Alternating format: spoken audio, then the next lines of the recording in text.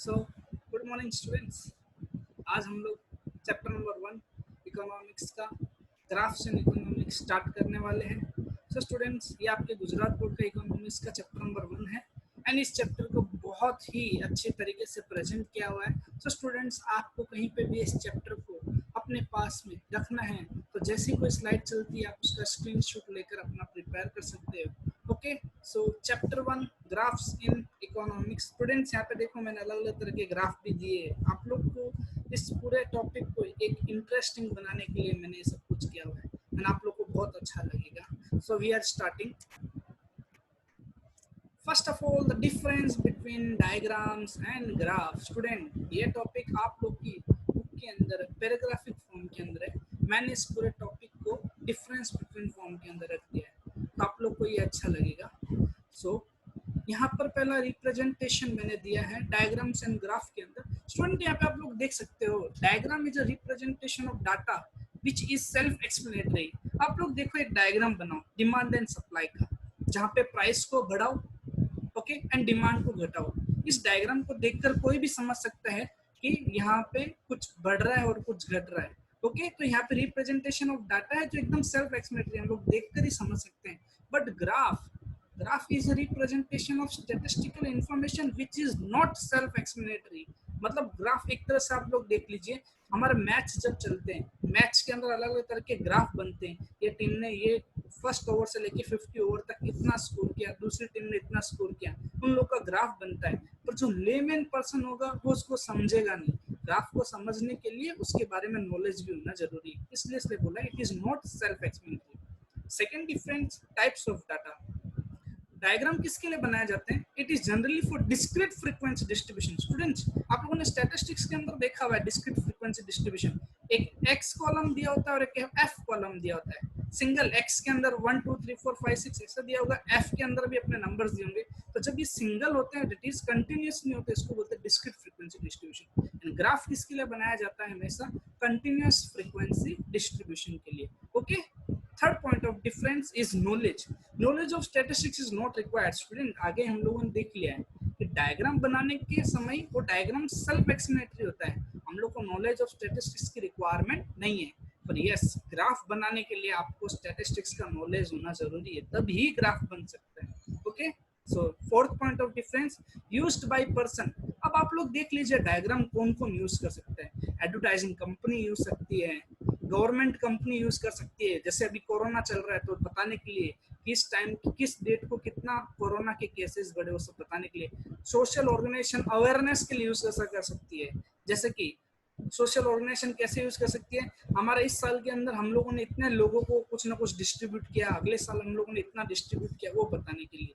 But graph कौन use कर सकते हैं? It can be used by researchers and educationalist. Researcher, आप लोग देखते हो अलग अलग लोग रिसर्च करते हैं, वो लोग ग्राफ यूज करते हैं। मैच के अंदर भी जो स्कोर चल रहा है उसका रिसर्च करना, प्रिडिक्ट करना कि अगले 5 या 10 ओवर में बंदा कितना रन बना देगा, रिसर्चर्स। एजुकेशनलिस्ट, जैसे हम लोग एजुकेशन के अंदर है, पर जो लोग पूरी एजुकेशन बुक बनाते हैं वो लोग अपना बुक बनाने के समय ग्राफ का ज्यादा यूज लेते हैं। Fifth point of difference, understandable. Now मैंने कहा है डायग्राम सेल्फ एक्सप्लेनेटरी है तो इसको कोई भी समझ सकता है, so it can be layman person can understand this diagram.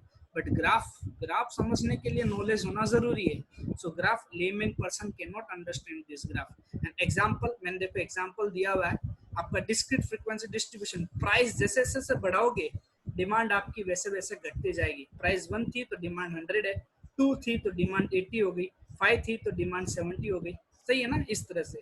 Okay, and यहाँ पे ग्राफ के अंदर मैंने जो आपका एग्जांपल दिया है वो आपका कंटिन्यूअस फ्रीक्वेंसी डिस्ट्रीब्यूशन का दे दिया है। कंटिन्यूअस 10,000 से 20,000 के अंदर इतने सारे लोग हैं, 500 लोग हैं। 20,000 से 30,000 वाले इतने लोग हैं, 30,000 से 40,000 वाले 100 लोग हैं। स्टूडेंट, सो ये जो डिफरेंस बिटवीन, आप अपनी बुक ओपन करोगे, बुक के अंदर आपको डिफरेंस बिटवीन ऐसे दिखेगा ही नहीं, वो पैराग्राफिक फॉर्म के अंदर है। मैंने आप लोग को ये डिफरेंस पूरा पॉइंट फॉर्म के अंदर दे दिया। Okay, so next slide, importance of diagram and graph in the economics. Students, अब इसको और भी इंटरेस्टिंग बनाने के लिए मैंने क्या ये बीच बीच में एग्जांपल के फॉर्म के अंदर डायग्राम्स, इमेजेस ऐसे दिया है। आप लोग की बुक के अंदर ये पॉइंट्स फॉर्म के अंदर दिया हुआ है only. Okay, so first importance, the study of the subject of economics which is perceived as difficult and complicated is made easier by way of diagram and less confusing by way of graph. आप लोग देखिए student, मैं अगर आप लोग को ऐसा बोलूं कि मार्केट के अंदर डिमांड इतनी ज्यादा हो गई, थोड़ी सी प्राइस कम कर देंगे तो ऐसा हो जाएगा, ऐसा करूंगा तो वैसा हो जाएगा, बट इस तरह के एग्जांपल्स लूंगा तो क्या होगा, स्टूडेंट कंफ्यूज हो जाएगा। बट इस तरह के डिफिकल्ट कॉन्सेप्ट को आप लोग इजी बनाने के लिए क्या करते हो, डायग्राम एंड ग्राफ का यूज कर सकते हो। यहाँ पे आप लोग एग्जांपल फॉर्म में ये जो इमेजेस है वो देख सकते हो, इसने थियरी फॉर्म में लिखा है, it is based on economics and graphics सब कुछ, बट मैंने उसी चीज को डायग्राम एंड ग्राफ के अंदर अगर आप लोग इस डायग्राम में बना देते हो तो देख सकते हो जब प्राइस P1 थी तो उस समय हमारी क्वांटिटी डिमांड कितनी थी, Q1, बट जैसे आप लोग की प्राइस कम हुई आप लोग की क्वांटिटी डिमांड कितनी होगी, Q2। तो ये बता रहा है जैसे प्राइस कम हुई आप लोग की डिमांड बढ़ गई। सिंपल सा example. Second importance, trends of certain parameters over the various year can be observed through a single diagram or graph। Student जैसे कि अभी कोरोना लॉकडाउन चल रहा है, या फिर आप लोग अपना सेल्स देखना चाहते हो, आपका सेल्स कितना हुआ, तो अलग अलग ईयर के अंदर आप लोग देख सकते हो, जो फर्स्ट ईयर के अंदर मेरा इतना सेल हुआ, सेकंड ईयर के अंदर मेरा 100 करोड़ हुआ, थर्ड ईयर के अंदर मेरा 50 करोड़ हुआ। वैसे मैं जानना चाहता हूँ कि स्टूडेंट्स अभी इस लॉकडाउन पीरियड के अंदर क्या क्या करते हैं। तो आप लोग देख सकते हो मेरे ग्राफ के अंदर से कि इंटरनेट ज्यादातर लोग 50% से ज्यादा यूज कर रहे हैं, टेलीविजन लोग 20% से ज्यादा यूज कर रहे हैं, आउटडोर थोड़ा बाहर घूम रहे हैं, न्यूज़पेपर पढ़ना कोई कोई पढ़ भी रहा है, रेडियो है, मैगजीन है। अगर स्टडी की बात करूँ तो स्टडी यहाँ पर है नहीं, इसलिए हम लोग ये ऑनलाइन क्लासेस ले रहे हैं। Okay sorry, jobs the part. Trends of certain economic parameter और various year can be observe to single diagram and graph. Okay, अलग अलग तरह के ग्राफ बनाकर हम लोग एक ही तरह की चीजें एक पीरियड के अंदर हम लोग क्या क्या कर रहे हैं डायग्राम के थ्रू शो कर सकते हैं। Third importance, changes occurring in the various sectors of the economy can also be easily understood। Various economy student, जैसे कि हमारे पास कितने सेक्टर है, प्राइमरी, सेकेंडरी, टर्सरी, वैसे हम लोग अलग अलग तरह की कैटेगरीज भी बना सकते हैं। मैंने इस एग्जांपल फॉर्म में लिया है कि स्कूल, ज्यादातर बच्चे स्कूल के अंदर 90% जितना टाइम देते हैं, सोने के अंदर 120% जितना टाइम देते हैं, प्लेइंग के अंदर 30% देते हैं। सर ये तो गलती है, प्लेइंग के अंदर आप लोग तो बहुत ज्यादा देते हो। स्टडी को 60% दिया है, डाउट हो रहा है, एंड टीवी 15% एंड अदर्स आप लोग का गेम्स भी आ जाते हैं। सो स्टूडेंट ये क्या है, आप लोग के पूरे दिन के अंदर आप लोग का टाइम डिस्ट्रीब्यूशन कैसा है, तो चेंजेस जो इकोनॉमी में हो रहे हो आप लोग ग्राफ के थ्रू अलग अलग वे में डिवाइड करके बता सकते हो। नेक्स्ट है, comparison can be easily drawn for distribution of some economic parameter between groups, classes, region, sectors as well as various period. So आप लोगों को अगर कंपेयर करना है दो पीरियड के अंदर, जैसे कि सचिन तेंदुलकर ने कितना स्कोर किया, उसी सेम डेट पे आप लोग के राहुल द्रविड़ ने और साथ में कितना स्कोर किया, तो दोनों जन को एक साथ में कंपेयर करना है तो बाय डायग्राम एंड ग्राफ बनाकर आप लोग कंपेयर भी कर सकते हो। यहाँ पे मैंने एग्जांपल के फॉर्म के अंदर इनकम डिस्ट्रीब्यूशन और एज डिस्ट्रीब्यूशन के बीच में एजेंट डिफरेंस किया है। इनकम डिस्ट्रीब्यूशन जहाँ पे जो पिंक वाला पार्ट है वो आपका न्यू प्रोडक्ट हो गया, एंड जो ब्लू वाला पार्ट है वो आपका ओल्ड प्रोडक्ट हो गया। तो इस इनकम डिस्ट्रीब्यूशन में देखा है कि ओल्ड प्रोडक्ट से कितना इनकम हुआ और न्यू प्रोडक्ट से कितना इनकम हुआ, इन दोनों जन को हम लोग कंपेयर कर सकते हैं ग्राफ में। तो ये आपका इंपॉर्टेंस है, कंपैरिजन इजीली हो सकता है अगर ग्राफ एंड डायग्राम बनाए तो। Next, when many aspects of economics are found apparently difficult and are presented through diagram and graph, the time and effort of the presenter in explaining and of the reader in understanding this aspect is saved। देखो students, अगर मैं simple से अगर line बोलूं, जैसे हमने यहाँ पे एक एग्जांपल लिया है, what is purchase power parity, purchasing power parity, अगर इसको कोई भी समझाएगा तो वो अपने अलग अलग व्यू पॉइंट देगा, अलग अलग वे में समझाएगा, सब कुछ करेगा। वो आप लोग को समझाने के लिए बहुत सारे एग्जांपल्स ले लेगा पर आपको समझ में नहीं आएंगे। पर इसी चीज को, सेम चीज को अगर मैं डायग्राम या ग्राफ के फॉर्म में शो करूंगा तो परचेज पावर पैरिटी क्या होता है स्टूडेंट, अगर आपका डिमांड एंड सप्लाई दोनों एक दूसरे को इंटरसेक्ट करते हैं, जिस पॉइंट को हम लोग इक्विलिब्रियम पॉइंट करते हैं, उस पॉइंट को ही परचेजिंग पावर पैरिटी बोलते हैं। मतलब ऐसा पॉइंट जहाँ पे सेलर देने के लिए भी आपको खुश है, आप भी खरीदने के लिए खुश हैं। तो ये डायग्राम एंड ग्राफ के थ्रू इस तरह के कॉन्सेप्ट को आप इजीली आराम से एक्सप्लेन कर सकते हो। जो भी तरह के डायग्राम, जो भी तरह का कॉन्सेप्ट जो बहुत डिफिकल्ट है, डायग्राम एंड ग्राफ के थ्रू आप इजीली शो भी कर सकते हो। Certain difficult principles of the economics are easy to understand with the help of diagrams। Student सीधा से इसका एक एग्जांपल ले लो, आप लोग डिमांड एंड प्राइस का जो क्लास 11th के अंदर एग्जांपल दे सकते हो, देख रहे हो कि जब प्राइस बढ़ती है तो डिमांड घटती है, जब प्राइस घटती है तो डिमांड बढ़ती है। इस सीधे से कॉन्सेप्ट को, ये जो प्रिंसिपल्स है, इसको अगर आप लोग डायग्राम एंड ग्राफ में शो कर दोगे तो बोलने से अच्छा डायग्राम या ग्राफ बनाओगे, उससे अपना आप सेल एक्सप्लेन रही है, कोई भी समझ सकता है। ओके, सो इस तरह का ये एक्सप्लेनेशन मैंने दिया है फॉर योर एग्जाम पर्पस कि आप इसको कंटेंट को याद कर सको, बाकी सिंपल सा है ये कॉन्सेप्ट। ओके, सो स्टूडेंट इस तरह से ये हमारा इंपॉर्टेंस यहाँ पर ओवर है। Now the next topic, aspect to be considered while drawing a diagram or a graph। अगर आप लोग डायग्राम या ग्राफ बनाने की कोशिश कर रहे हो तो आप लोगों को किन किन बातों के बारे में ध्यान रखना है।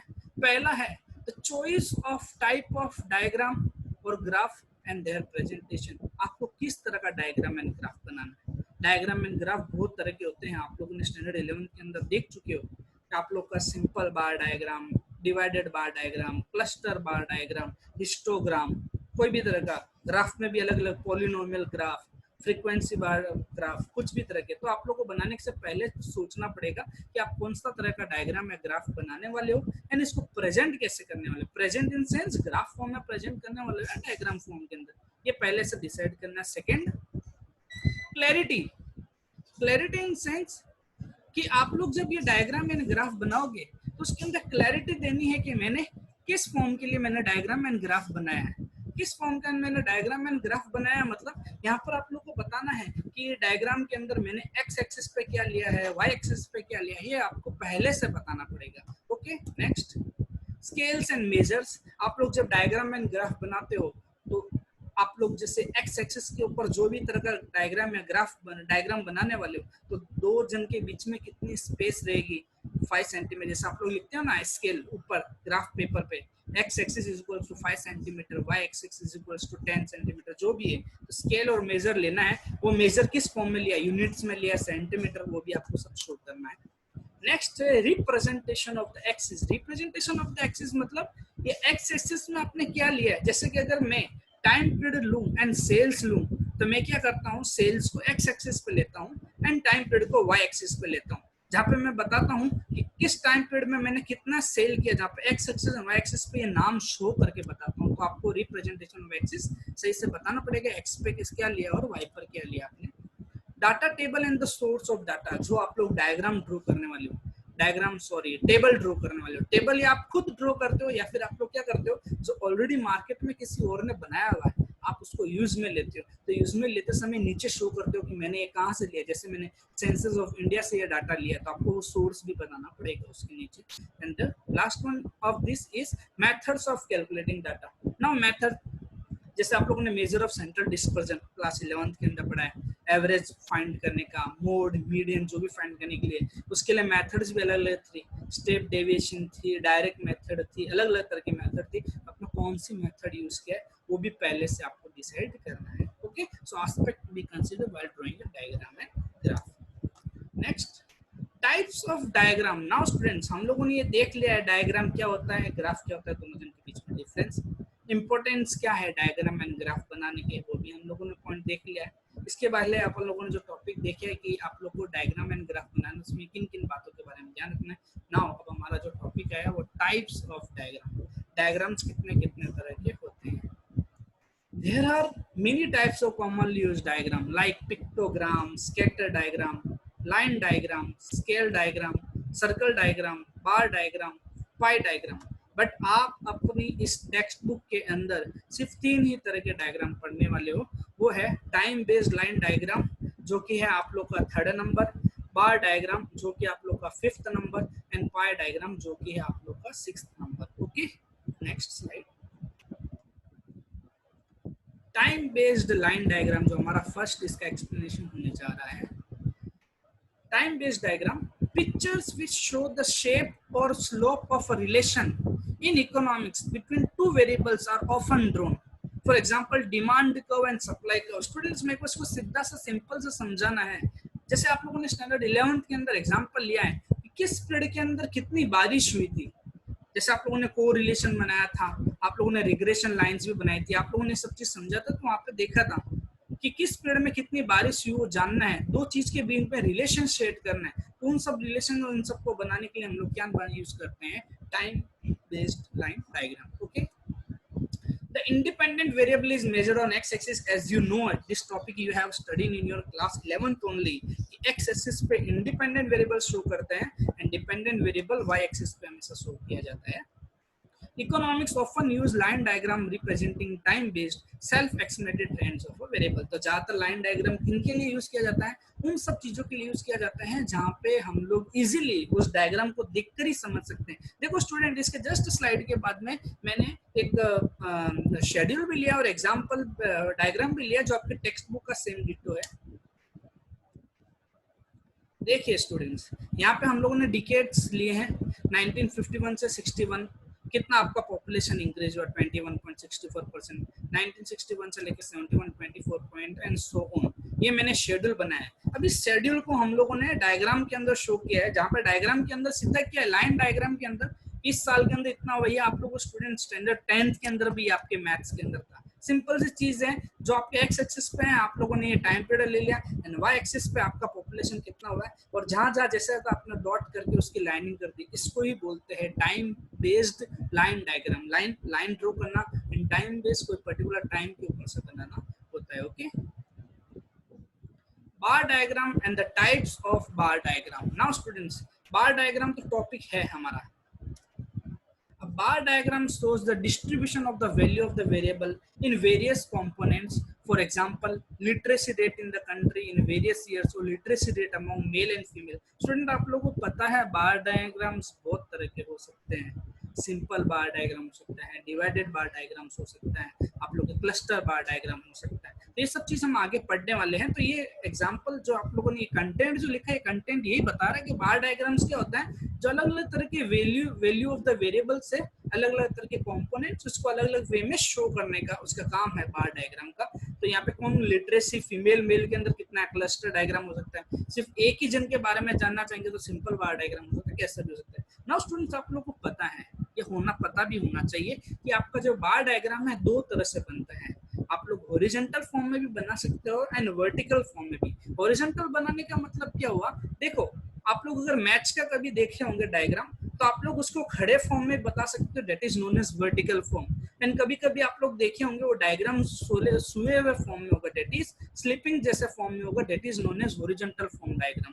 तो वर्टिकल एंड हॉरिजॉन्टल फॉर्म में हो सकता है। एंड प्लस आप लोग जब डायग्राम बनाते हो तो उसकी लेंथ और हाइट भी देखते हो। स्टूडेंट्स, आप लोगों ने देखा होगा जिसकी लेंथ सबसे ज्यादा होगी उसकी वैल्यू ज्यादा, जिसकी लेंथ थोड़ी कम उसकी वैल्यू कम। तो ये है, ये क्या है, ये अपना बार डायग्राम है। तो लेंथ और हाइट इनके बेसिस के ऊपर से आप यहाँ पे कंपेयर भी कर सकते हो कि दो जन के बीच में कि किसका वैल्यू ज्यादा है और किसकी वैल्यू कम है। Students, okay, so students, types of bar diagram in the next slide. कितने हो सकते हैं bar diagram? There are 3 types of bar diagrams, simple bar diagram, clustered bar diagram and divided bar diagram. Students, आज के लिए हम लोग इतना यहाँ पर एंड करते हैं। नेक्स्ट वीडियो के अंदर हम लोग आगे इसका स्टार्ट करेंगे। Okay, so students, study well. जितनी भी चीजें उन सब चीजों को साथ साथ में पढ़ते रहना। एंड प्लस आप लोग की बुक के अंदर मैं आपको एक वीडियो आपकी PDF फाइल भी सेंड कर रहा हूँ। तो स्टूडेंट, इसको देखकर आप अपनी स्टडी भी कंटिन्यू रखना। Okay students, thank you.